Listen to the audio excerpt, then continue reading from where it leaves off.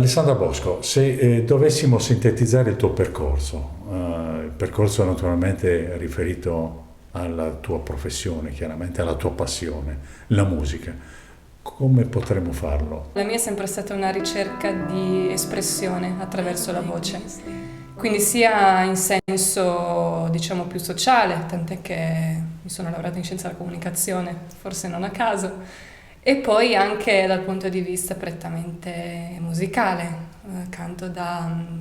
Studio canto dall'età di 13 anni circa e ho iniziato da sola, poi ho trovato diversi insegnanti privati fino al 2012 in cui ho avuto l'opportunità di studiare al Berklee College of Music di Boston e da lì diciamo quello è stato il momento in cui ho capito che poteva effettivamente essere anche la mia professione. Tu come ti vedi quando ti guardi allo specchio? Come ti definisci?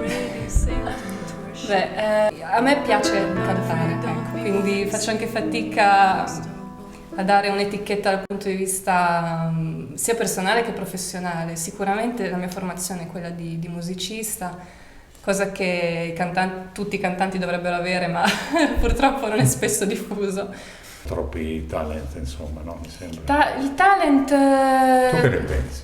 Io penso che fondamentalmente chi faccia della musica la propria professione non veda di buon occhio il talent, perché per tanti motivi è una scorciatoia e purtroppo molte volte, ma è il meccanismo della televisione, i ragazzi sono carne da macello.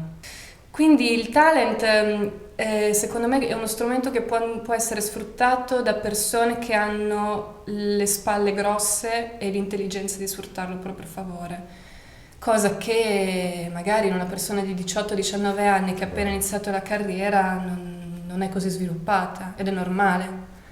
Quindi ecco, può essere molto pericoloso. Tu che consiglio dai ai giovani che vogliono avvicinarsi magari alla musica? Sicuramente è importante confrontarsi con il maggior numero di persone professionisti possibile.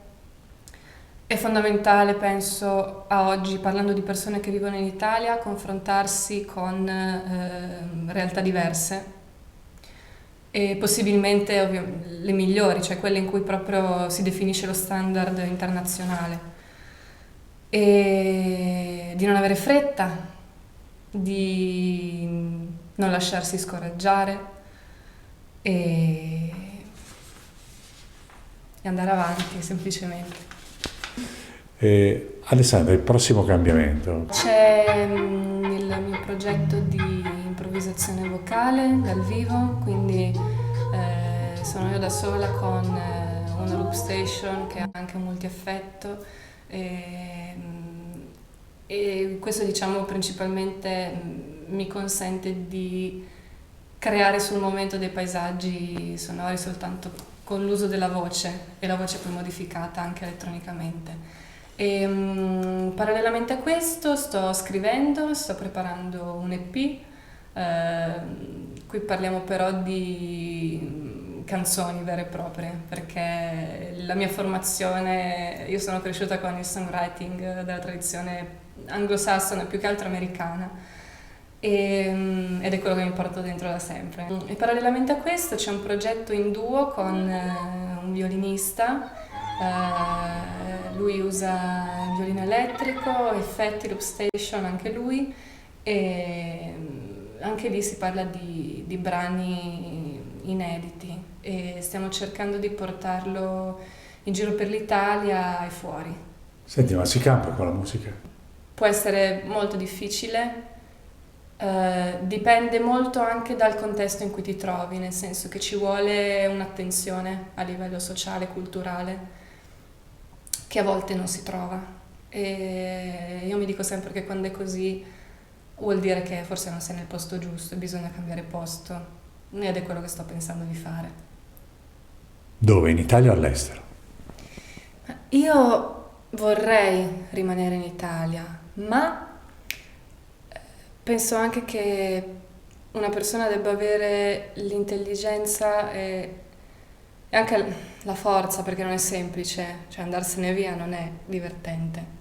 Ma bisogna anche avere, appunto dicevo, l'intelligenza di capire quali sono i contesti che possono valorizzarti.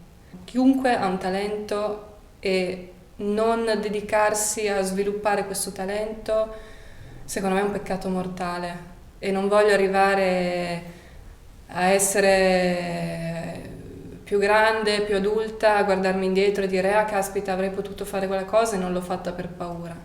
Questo no.